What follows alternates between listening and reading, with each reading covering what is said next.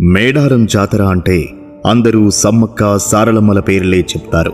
కానీ ఆ దేవతలకు తోడుగా నిలిచిన మగధీరులు పగిడిద్దరాజు, గోవిందరాజు. వీరు గద్దెల మీదకు చేరనిదే జాతర మొదలవ్వదు. మరి వీరి చరిత్ర ఏంటి? సమ్మక్క భర్త పగిడిద్దరాజు కాకతీయుల సామంతుడిగా మేడారం ప్రాంతాన్ని పాలించేవాడు. గిరిజనుల కష్టాలు చూడలేక చక్రవర్తి ప్రతాపరుద్రుణ్ణి ఎదిరించి ఆత్మగౌరవం కోసం యుద్ధం ప్రకటించాడు. యుద్ధంలో ముందుండి పోరాడి వీరమరణం పొందాడు. జాతరలో భాగంగా పునుగొండ్ల అనే గ్రామం నుండి పగిడిద్దరాజును తీసుకువస్తారు. ఇక గోవిందరాజు విషయానికి వస్తే ఇతను సారలమ్మ భర్త. ఇతను కూడా అదే యుద్ధంలో ప్రాణత్యాగం చేశాడు.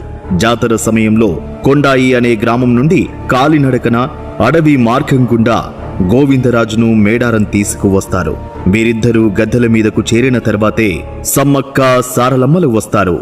కుటుంబం మొత్తం జాతి కోసం బలిదానం చేయడం చరిత్రలో చాలా అరుదు. భార్యాభర్తలు, పిల్లలు అందరూ కలిసి ఒకే గద్దెల వేదికపై కొలువుదీరడమే మేడారం ప్రత్యేకత.